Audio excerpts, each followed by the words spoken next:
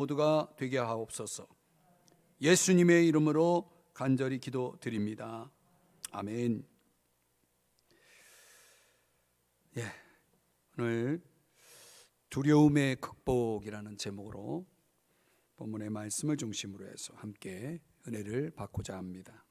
오늘 본문의 말씀은 예루살렘으로 귀환한 유다 백성들이 처했던 그 상황을 그리고 있습니다.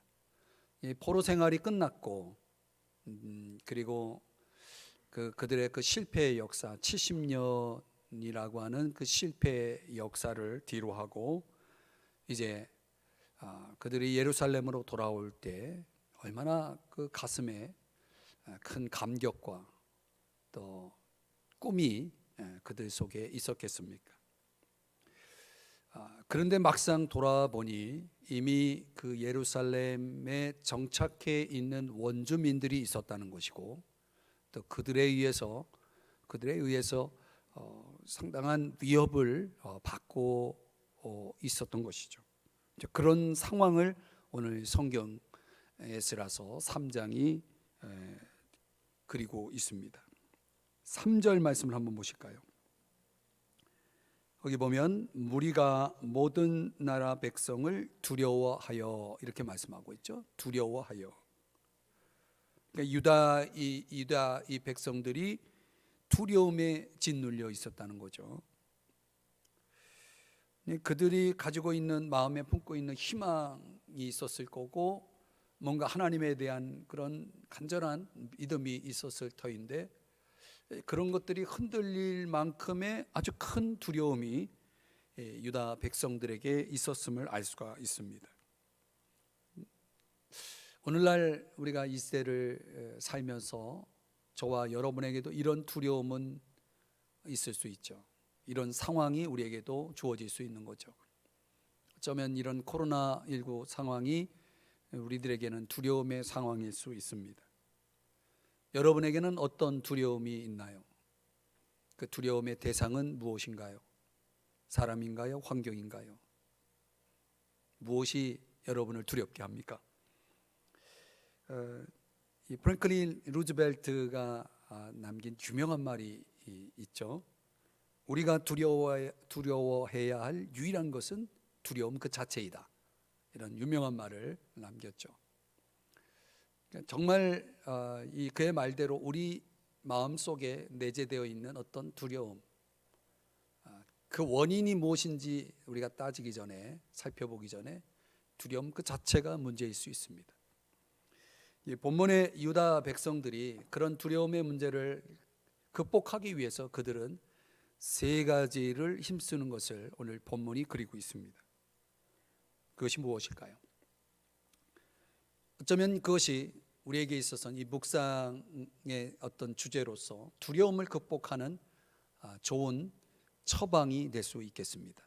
세 가지 무엇일까요? 첫 번째는 모이는 것입니다. 모이는 것입니다. 3장 1절 다시 한번 같이 읽어볼까요? 시작. 이스라엘 자손이 각자의 성읍에 살았더니 일곱째 달에 이르러 일제히 예루살렘에 모인지라.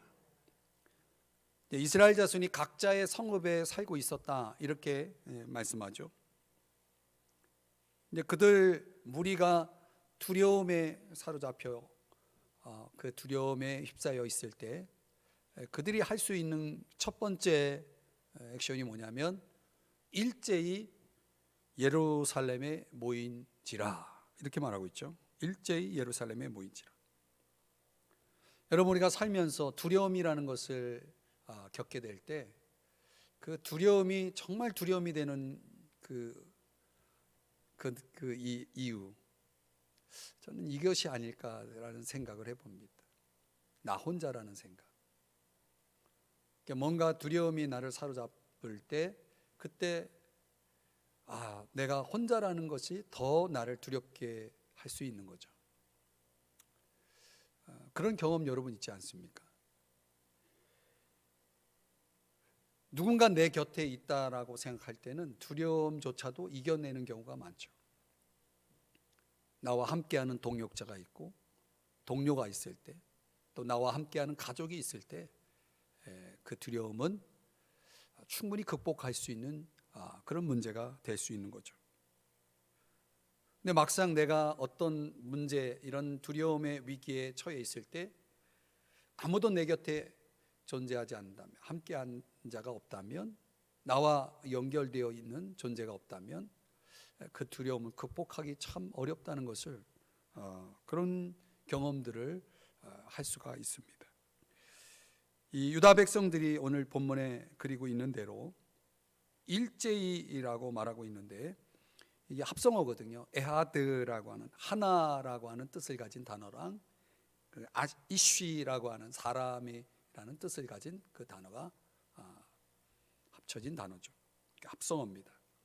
한 사람처럼 이라는 뜻을 가지고 있죠. 일제이라는 것은 한 사람처럼 모였다라고 할 때 이 모인지라라고 하는 이 단어 역시 아주 특별한 일을 위해서 한 마음이 되어서 모여드는 행위를 강조하는 단어입니다. 아사프라고 하는 단어를 수동형으로 사용하고 있습니다. 그 의미는 그런 뜻입니다. 그러니까 특별한 목적을 위해서 사람들이 한 마음 되어서 모이는 그런 어떤 모습을 그 단어가 설명해 주고 있습니다. 그러니까 일제히 모였다라고 할 때 그들이 얼마나 하나가 되어 있는지를 알 수가 있습니다. 왜 그렇게 그들은 모였습니까? 두려움 때문이죠. 왜 그들은 그렇게 모일 수 있었을까 생각해 보면, 여기에 우리가 배경적으로 이미 앞서 살펴봤던 1장 2장에서 설명드렸던 것처럼 여기에는 학개와 스가랴 선지자의 어떤 하나님의 말씀 선포가 작용을 했을 가능성이 큽니다. 또 하나님 말씀 가운데, 그 선포된 말씀 가운데 성령의 강력한 역사, 감동하심의 역사가 작용했다라고 봅니다.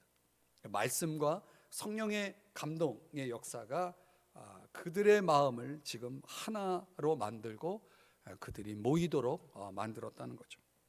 저는 지금도 이렇게 기도할 때 이런 역사를 하나님께 기도하고 있거든요. 하나님, 우리 교회 성도들이 이렇게 일제히 모일 수 있는 그런 은혜를 주십시오. 하나님 앞에 그런 기도를 간절하게 드리고 있습니다. 이 현실이 이 코로나19라는 그런 상황 속에서 참 인간적으로는 답이 안 나오는데요, 하나님이 말씀하시고 또 성령이 감동하시고 역사하시면 그런 일이 일어날 수 있겠다. 그래서 5월 30일 교회 창립주일에 대한 기대가 있습니다. 물론 이 방역 지침에 따라 20%라는 제한된 인원이 이 예배당에 모여서 예배할 수 있겠지만 말이죠.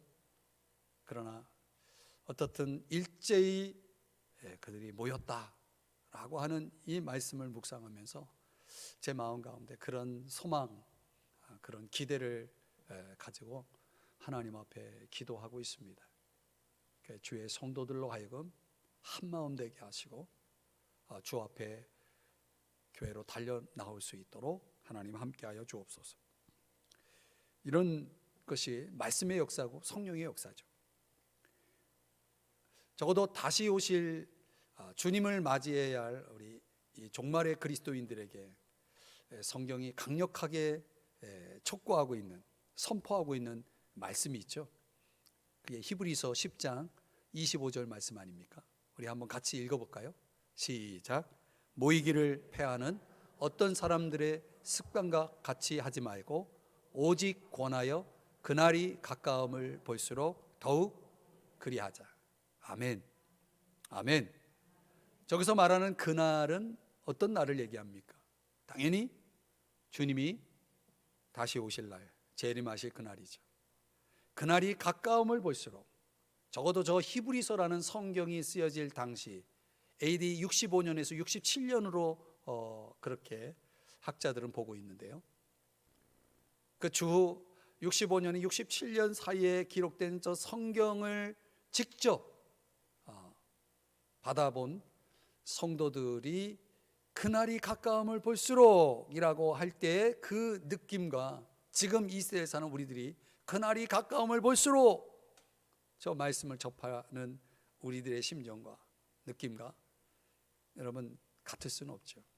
우리는 훨씬 더 그날이 가까웠다는 것을 느끼지 않습니까? 그때에 비하면 말이죠. 훨씬 더 가까이 와 있죠.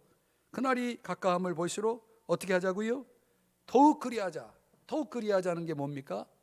더욱 모이자는 거예요. 모이기를 패하는 습관도 있다는 것을 경고하고 있죠. 지적하고 있죠. 성경 시대보다 더 가까운 종말을 살고 있는 저와 여러분에게 있어서 모인다는 것이 얼마나 중요한 겁니까? 사도행전이라는 성경을 읽어보면 교회 시대를 여는 그런 역사가 사도행전 1장과 2장에 소개되고 있지 않습니까? 예수님의 지상 명령을 받은 제자들이 너희들이 예루살렘에 머물러서 위로부터 입히울 능력을 기다리기 위해서 예루살렘에 머물라라고 말할 때 주의 지상 명령을 제자들은 그렇게 이해를 했던 것 같아요. 모여서 능력을 받을 때까지 기도하라는 말씀으로 받았던 것 같아요. 그래서 마가의 다락방에서 120여 명의 제자들이 모여서 그 성경의 말씀대로 보면은 그들이 한 일이 뭡니까? 모여서 기도하는 일이었죠. 사도행전 1장 14절 15절 말씀인데요, 우리 한번 같이 읽어볼까요? 시작. 여자들과 예수의 어머니 마리아와 예수의 아우들과 더불어 마음을 같이하여 오로지 기도에 힘쓰더라. 모인 무리의 수가 약 120명이나 되더라. 아멘. 초대교회의 역사가, 교회 시대를 여는 초대교회의 역사가 시작될 때 그들이 무엇보다 힘썼던 것은 모인 것이었고, 그리고 오로지 기도에 힘쓴 것이었다. 적어도 우리가 이런 내용을 놓고 봤을 때 모이는 것의 중요성은 거듭 강조하지 않아도 여러분이 이해하실 수 있습니다. 성전에서 그들이 모였다라고 하는 것은 아주 중요한 특징입니다. 성전에서만 모였습니까? 아니죠. 사도행전 2장 뒷부분에 가보면 성령 강림 사건이 일어나고 그들에게 성령 충만한 은혜가 임했을 때 그들은 날마다 성전에 모여 그들이 함께 떡을 떼며 교제하며 하나님을 예배하며 그리고 기도하며 사도의 가르침을 받는 그런 특징들을 드러냈을 뿐만 아니라 그들은 또 각각 집에서도 모이기를 힘썼다라고 말씀하고 있죠. 가정마다 또 성전에서 얼마나 열심히 모였는지 몰라요. 교회가 제자의 수가 5천이나 더하는 그런 역사들, 더 나아가서 계속 흥망해가는, 그런 부흥해가는 교회의 역사를 사도행전이 우리에게 보여주고 있습니다. 또 그런 가운데서도 그들은 엄청난 또 핍박을 또 받았죠. 위협을 받고. 그럴 때 그들이 여전히 변함없이 그들이 보여준 반응은 뭡니까? 사도행전 4장 31절의 말씀해 보면 다 같이 읽어봅니다. 시작. 빌기를 다함에 모인 곳이 진동하더니 무리가 다 성령이 충만하여 담대히 하나님의 말씀을 전하니라. 아멘. 빌기를 다함에 그들이 또 모여서 뭐 했다는 겁니까? 기도했다는 거죠. 기도했더니 어떤 일이 벌어졌습니까? 위협하고 다시는 예수의 이름을 말하지 말라라고 위협했어도 오히려 그들은 더 담대하게 하나님의 말씀을 전했다라고 성경이 기록하고 있습니다. 여러분, 오늘 이 에스라 말씀 속에서 무리가 그 모든 사람들로 인해서 두려울 때 그들이 함께 일제히 예루살렘에 모여 이 모임으로 인해서 그들은 두려움을 극복할 수 있었다.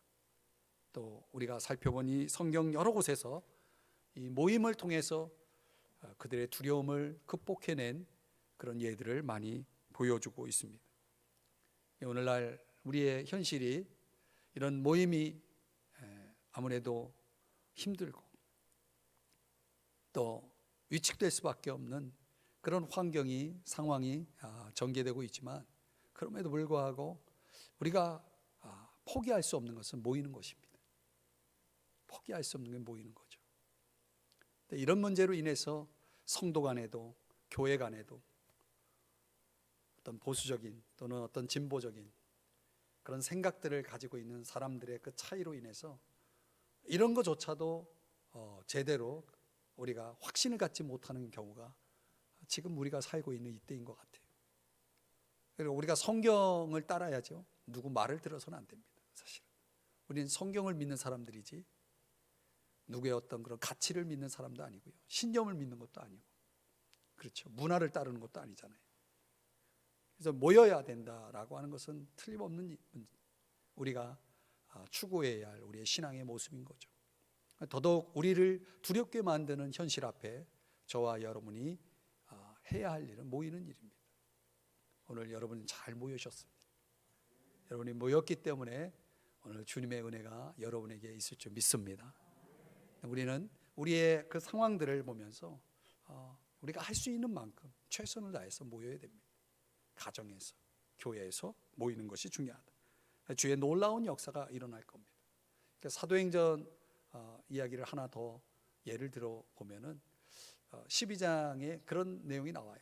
베드로가, 야고보가 이제 최초의 순교자로서 12제자 중에 가장 먼저 목숨을 잃죠. 물론 스데반이 그 전에 순교를 당했고요.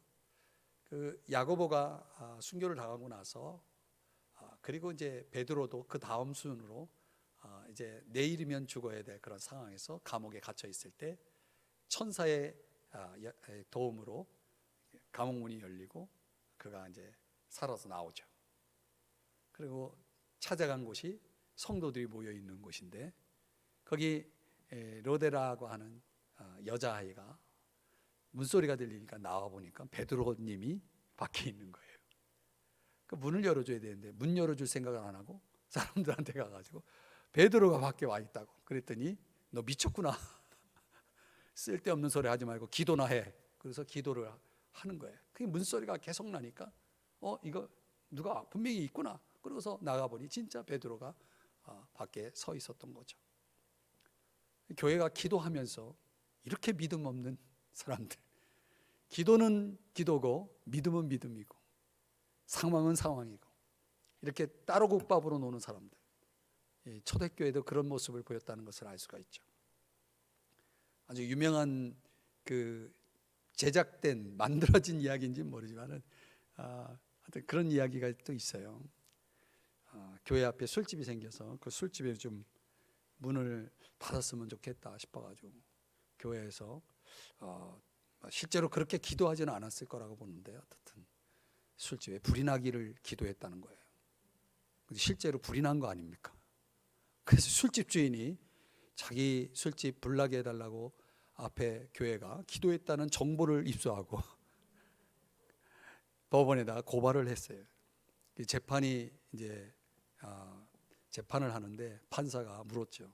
교회 대표에게, 교회 목사와 장로에게 이제 물었더니 그게 사실인가? 술집이 불나도록 기도하는 것이 사실인가요? 이렇게 물었더니 목사하고 장로가 일제히 기도한다고 진짜 불이 나겠습니까? 그런 대답으로 해서 무죄 선고를 받았다고 하는. 네. 술집 주인은 기도하면 된다는 믿음을 가졌고 교회는 믿음이 없었다는 거죠. 만들어진 이야기겠죠. 실화는 아닐 거라고 봅니다. 어쨌든 우리가 이렇게 이 자리에 나와서 기도를 하잖아요. 믿음 있나요? 믿음으로 기도하나요? 기도는 기도고 삶은 또 삶이고 따로 국밥인가요? 오늘 다시 한번 모임에 대한 이 강조, 오늘 그들이 일제히 모였다라고 하는 것, 그들이 두려움을 극복한 첫 번째 처방, 우리가 이 사실을 꼭 기억해야 됩니다. 두 번째는요, 제단을 만들었다. 제단을 만들었다. 이것은 오늘날로 말하면 예배에 대한 강조라 할 수 있습니다. 유다 백성들이 예루살렘에 모였어요. 그리고 그 다음 한 일이 뭔가 봤더니 3장 2절입니다.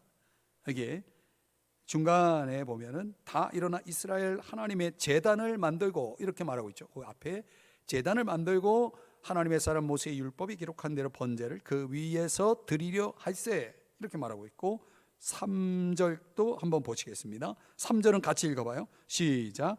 무리가 모든 나라 백성을 두려워하여 제단을 그 터에 세우고 그 위에서 아침 저녁으로 여호와께 번제를 드리며. 자, 이 2절 3절의 말씀을 종합해 보면 두려움으로 인해서 이 유다 백성들이 한 일이 뭐냐면 제단을 만들었다는 겁니다. 그러니까 제단을 만든 이유가 뭘까요? 왜 제단이 필요했을까요? 그것은 3장 6절에서 답을 주고 있어요. 3장 6절 다 같이 또 읽어봅니다. 시작. 일곱째 달 초 하루부터 비로소 여호와께 번제를 드렸으나 그때에 여호와의 성전지대는 미처 놓지 못한지라. 아직 성전이 건축되지 않았다는 거예요. 하나님 앞에 제사를 드리기 위해서는 성전이 필요했지만 아직 성전지대도 미처 놓지 못한 상황에서 성전이 재건되지 않은 상황에서 그들이 하나님 앞에 제사를 드리기 원하여서 필요했던 것이 바로 제단이었다는 거죠. 번제를 드리기 위해서는 제단이 필요했던 것이죠. 그 제단은 성전이 재건되기 전, 성전이 마련되기 전에 이스라엘 역사 속에 존재했던 제단의 모양을 따라 쓸 것이 분명합니다. 그 제단의 모양은 당연히 출애굽기나 민수기에서 소개하는 것처럼 돌을 있는 모습 그대로 이렇게 쌓는 방식의 제단이죠. 깎거나 인위적인 모양을 만들어내지 않는 그런 있는 모습 그대로의 돌들로 쌓여진 그런 제단을 만들어서 거기에서 번제를 드렸다. 창세기나 이렇게 여러분들이 성경을 읽어보면 그 제단을 세우는 법에 대해서, 규례에 대해서 모세의 율법이 정한 그런 율법의 방식을 따랐을 것이 분명합니다.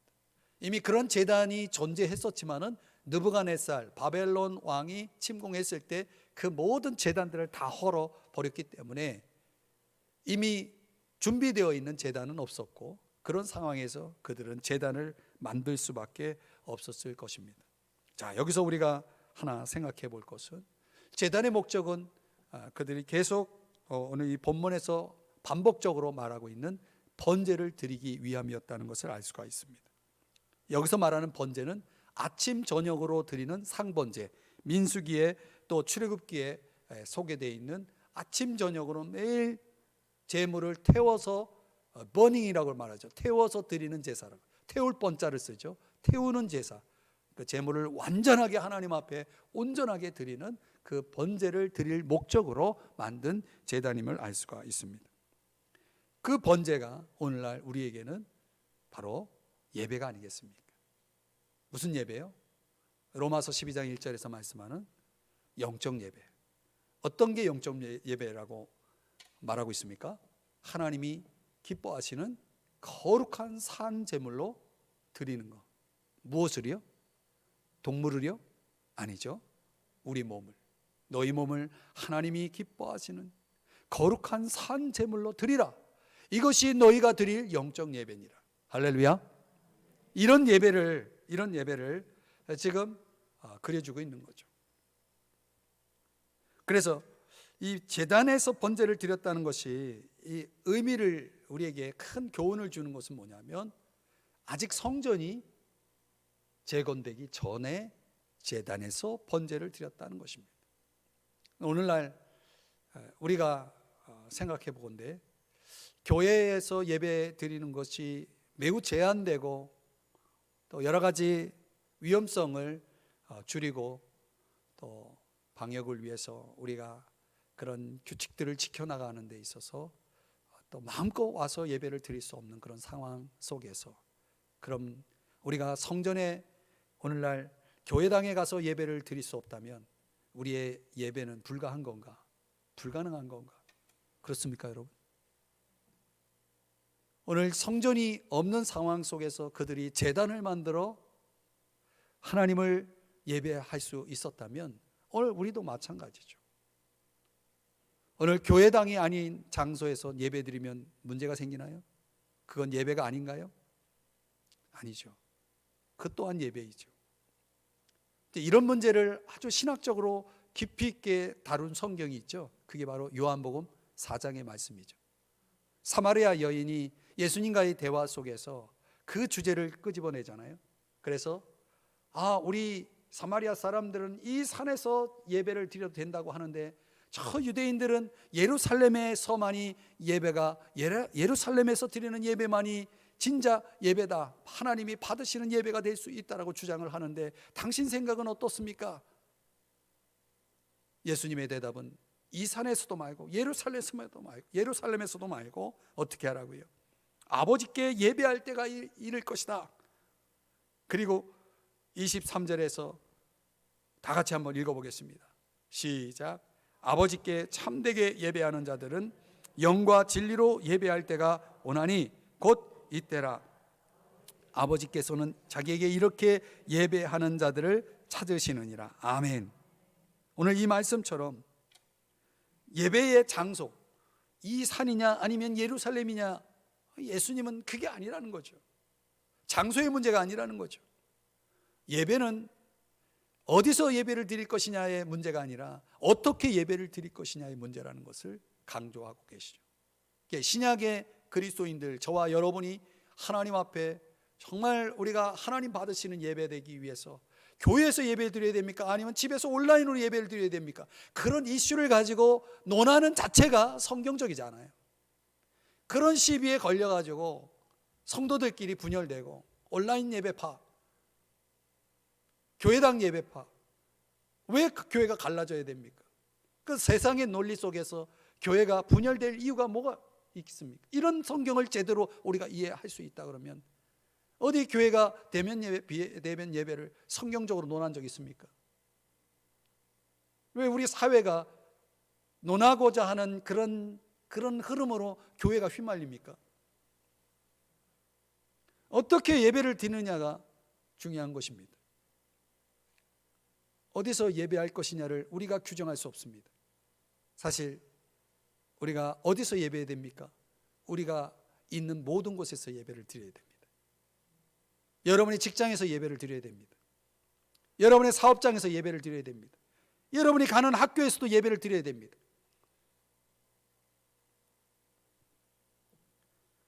지금은 오늘날의 그 미션 스쿨들이 참 어려움을 많이 겪고 있습니다. 학교에서 드리는 예배가 이제는 필수가 아니라 선택사항이 됐고, 그리고 옛날에는 제가 맞아가면서 거부했던 성경 시험이라는 것도 없어지고, 모든 것들이 이제 자신의 선택에 의해서 이루어지는 그런 때가 되다 보니 사실은 얼마든지 우리가 이제는 예배와 상관없이 살아갈 수 있는 환경들이 점점 더 확대되고 있고 넓어지고 있고, 그런 자유 속에서 많은 신앙인들이 무너지고 있는 것은 사실입니다. 그건 부인할 수가 없습니다. 요한복음 4장 24절의 말씀에 보면은 더 메시지 번역으로 우리 같이 한번 이 말씀 읽어보기를 원합니다. 다 같이 시작. 하나님은 순전한 존재 그 자체 곧 영이시다. 그러므로 하나님께 예배드리는 사람은 자신의 존재와 자신의 영과 자신의 참된 마음으로 예배 드려야 한다. 아멘. 이게 예배의 본질인 거죠. 우리에게 인생의 위기가 찾아왔을 때, 두려움이 내 마음 가운데 엄습할 때 저와 여러분이 할 일이 뭐겠습니까? 이런 순전한 마음 가운데, 참된 마음 가운데 하나님을 향해 예배하는 일입니다. 그 예배야말로 모든 두려움을 이겨내고 승리하게 만드는 가장 좋은 처방임을 믿으시기 바랍니다. 주일에 교회에서 예배하십시오. 교회에서 예배할 수 없습니까? 그러면 온전한 마음으로 집에서 온라인으로 예배하십시오. 온전한 마음으로 교회에서 예배하듯 정장 차림하고 화장도 하고 자세 바르게 하고 성경 펴놓고 그리고 예배하세요. 어디서 예배가 무슨 문제입니까? 어떻게 예배하느냐가 중요하다고 그랬죠? 가정마다 함께 모여 예배하는 모습들, 그것이 우리의 위기와 두려움을 정복하는, 승리하는 비결임을 믿으시기 바랍니다. 예배를 통해서 우리는 두려움을 이겨낼 수 있습니다. 아주 좋은 처방이죠. 마지막으로 세 번째는요, 감사합니다. 3장 4절 말씀에 한번 보실까요? 다 같이 읽어봐요. 시작. 기록된 규례대로 초막절을 지켜 번제를 매일 정수대로 날마다 드리고. 자, 여기 초막절이 나옵니다. 우리가 잘 아는 대로 이스라엘의 3대 절기가 있죠. 뭐죠? 유월절, 오순절, 초막절이죠. 이 초막절은 우리 달려오르는 10월 중순경에 지키게 되는, 그래서 우리 교회 절기와 연결시키면 추수감사절과 비슷하게 생각하시면 됩니다. 원래 이 초막절은 이스라엘 백성이 광야 생활을 회상하면서 그것을 기념하면서 드리는 그런 지키는 절기죠. 그러면서도 동시에 추수의 계절에 하나님이 얻게 하신 그 모든 수확물들을 하나님 앞에 감사하는 그런 감사의 절기이기도 합니다. 특이한 것은 이 추수감사절은 여러분들이 성경을 읽어보시면 아시겠지만은 곡식 제물은 드리지 못하게 했습니다. 오로지 이 동물, 짐승 제물만 드리도록 했어요. 그래서 수송아지가 13마리서부터 시작해서 한 마리씩 한 마리씩 줄죠. 12마리, 13마리. 제가 이제 성경 읽을 때 좀 처음에 좀 꾀가 생기는 그 성경들 중에 하나가 이거예요. 똑같은 제물을 계속 드리는데 가만히 보니까 수송아지만 숫자가 하나씩 줄고 있어요. 그래서 저는 그냥 성경을 그냥 팍 패스해버려요. 13마리서부터 8마리까지 쭉 패스하고 그렇게 했는데, 어느 날 생각을 바꿔서 다시 진지하게 그 성경을 읽기 시작했어요. 그래서 염소는 몇 마리고, 어린 양은 몇 마리고, 순양은 또 몇 마리고, 그런 것들을 쫙 해서 머릿속에다 이렇게 암송하면서, 그러면서 이제 성경을 쭉 읽어나가는데, 그 똑같이 드리는, 비슷하게 드리는 그 제물을 왜 이렇게 반복적으로 자꾸 언급할까? 그러니까 반복이라는 것은 성경에서 중요한 강조의 의미가 있거든요. 하나님 앞에 드리는 제물. 그래서 많이 카운트를 해보니까 초막절에 도대체 짐승을 몇 마리나 잡는지 아십니까? 그냥 읽기만 해요? 그런 거 관심 없어요? 215마리를 드려요. 별로 안 놀라시네. 여러분, 마을에서 잔치하기 위해서 돼지 한 마리만 잡아도요, 엄청난 사람들이 먹는 양이에요. 어떻든 이 민수기 29장에서 그 드리는 그 제물에 대한 것들을 오늘 성경에서는 3장 4절을 다시 보시면 정수대로라고 했죠. 정수대로. 그 정해진 숫자대로 드리라는 거예요. 내가 오늘은 10마리 드리고 싶어. 근데 또 다음 날은 나는 그냥 오늘 2마리만 드릴래. 이렇게 자기 마음대로 드리지 말라는 거예요. 여러분, 헌금도 내 마음대로 드리는 게 아니에요, 사실은. 적어도 여러분의 믿음의 분량과 감사의 어떤 고백 속에서 내가 하나님 앞에 작정한 거 있다면 정한 대로 드려야 되는 거예요. 정수대로.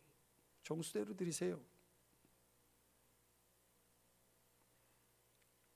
헌금 얘기하면 별로 은혜가 안 돼서. 어쨌든 이 초막절이라고 하는 것이 지금 강조하고 있는 핵심이 뭐냐면 감사예요. 감사. 포로기 이전에 이 절기를 지킨다는 것이 얼마나 대단한 그 절기였는지를 여러분들 우리가 성경을 읽어보면서 아셨잖아요. 포로 생활을 마치 그들이 돌아왔을 때 그 절기를 드릴 수 있는 그런 뭐 성전이라든가 여러 가지 준비가 제대로 되어 있지 않았음에도 불구하고 그들이 그 포로기 전에 드렸던 절기를 온전하게 드리기를 원했다는 거예요. 모세 율법대로 정수대로 온전하게 그대로 드리기를 원했다라고 할 때 여러분 그것이 무엇을 의미하겠느냐는 거죠. 그 유다 백성들의 마음속에 어떤 마음이 있었을까요? 여러분 한번 생각해 보세요. 어떤 마음이 있었을까요? 저는 분명히 그들의 마음속에 과거 포로 이전에 하나님이 그들에게 부어주셨던 그 은혜를 떠올렸을 것이고, 그리고 이제 이 포로 생활을 마치고 돌아온 그들에게 동일한 그런 하나님의 역사를 기대했으리라고 봅니다. 포로 이전에 주님이 함께 하셨고 주님이 인도하셨고 주님이 축복하셨던 그 은혜를 그대로 지금 우리들에게도 또 앞으로도 주님이 책임져 주세요. 그 은혜 그대로 부어주세요. 하나님 앞에 그렇게 소원하며 고백하며 감사하며 그들의 신뢰와 그들의 희망과 기대와 그리고 그들의 감사를 담아서 하나님 앞에 드리기를 원했던 그런 모습이 아니었을까요? 그래서 아주 중요한 단어가 3장 5절에 나오는데 한번 보실까요? 3장 5절 한번 같이 읽어봐요. 시작. 그 후에는 항상 드리는 번제와 초하루와 여호와의 모든 거룩한 절기의 번제와 사람이 여호와께 기쁘게 드리는 예물을 드리되, 이게 참 중요한 단어입니다. 기쁘게 드리는 예물을 어떤 번역에서는 자원 예물로, 자원 예물, 자원이라는 게 뭡니까? 스스로 원하여서 이게 스스로 원할 때 하면은 기쁨이 따라오죠.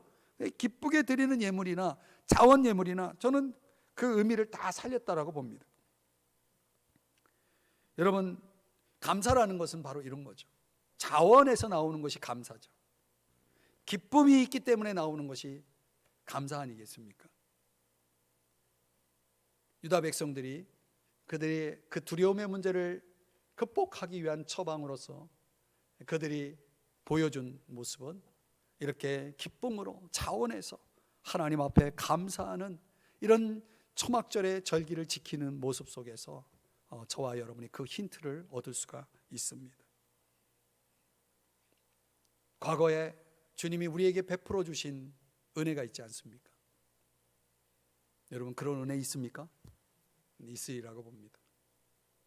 지금 우리가 코로나 이전, 앞으로 오늘 우리가 또 생각하는, 어쩌면 우리에겐 정말 두려움 그 자체일 수 있는 포스트 코로나를 우리가 어떻게 또 살아갈 것인가, 앞으로 우리 교회는 또 어떤 모습으로 살아남아야 할 것이고, 또 여러분의 인생 속에, 인생의 장에서 여러분이 치열하게 싸우고 있는 여러분의 생업, 여러분의 미래, 우리 자녀들의 비전, 이런 모든 것 속에서 앞으로 어떻게 풀어나갈 것인가, 정말 막막할 수밖에 없는 그런 모습 속에서 저는 이 초막절 절기를 지켰던 유다 백성들에게서 아주 좋은 힌트를 얻는 것입니다.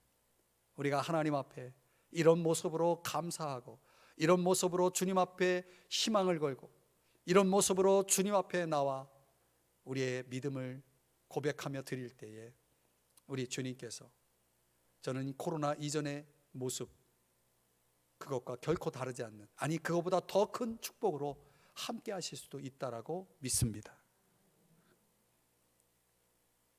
아멘이 작은 것 같아요. 자꾸 사회학자들이 또 전문가들이 그런 말을 하죠. 이제는 예전으로 돌아가기 어려울 거다. 저는 그들의 예언이 결코 하나님으로부터 받은 것이라 믿지 않습니다. 우리는 그들을 믿는 것이 아니라 하나님을 믿는 사람들입니다. 할렐루야! 저는 하나님을 믿습니다. 역사는 하나님의 손에 있는 거지 전문가들의 손에 있는 것은 아닙니다. 물론 미래학자들의 예언이 종종 맞을 때가 있죠. 그렇다고 그들이 하나님은 아니죠.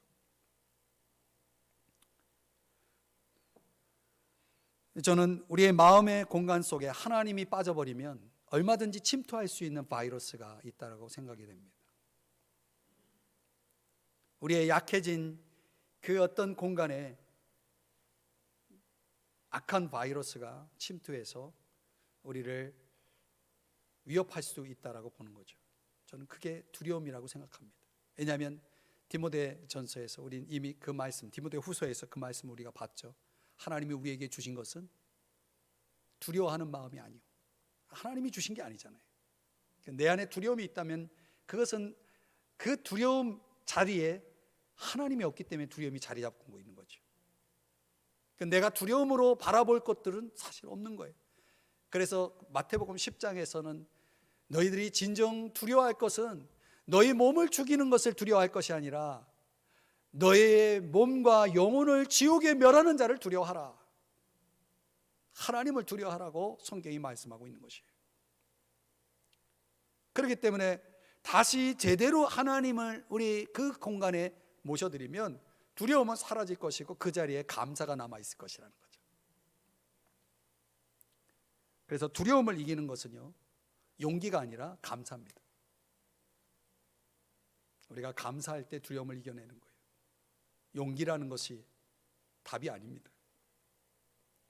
그래서 어떤 분이 이런 말을 했다고 해요.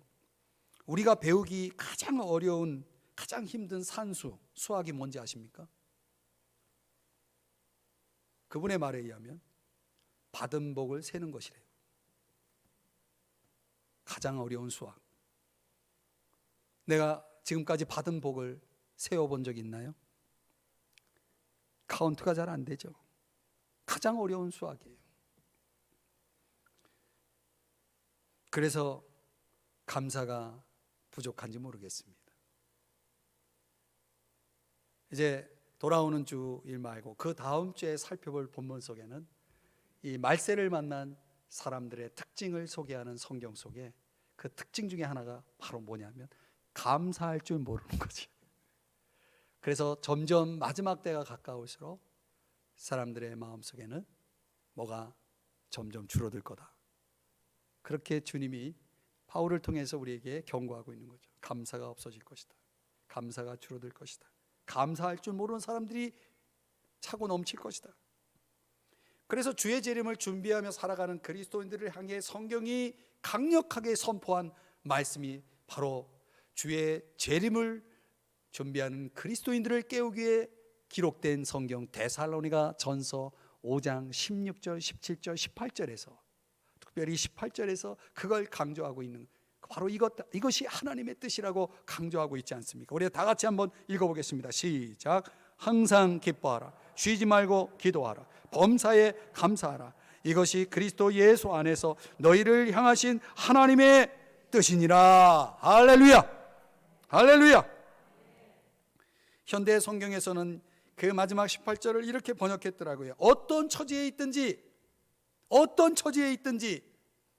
그게 두려움일지라도 어떤 처지에 있든지 감사하는 마음을 잊지 마십시오. 바로 이것입니다. 이제 말씀을 적용해 보겠습니다. 두려움이라는 것은 그날그날의 어떤 내 마음의 컨디션에 의해서 올 수도 있고 또 내 삶의 여정 속에 아주 결코 짧지 않은 어떤 상황들이 나를 계속 그 두려움의 싸움을 싸우게 하는 경우도 있죠. 긴 질병을 길고 긴 시간 속에서 싸움을 해야 할 분들, 어떤 해결되지 않은 경제적인 문제로 인해서 또 씨름해야 될 어떤 그런 상황들,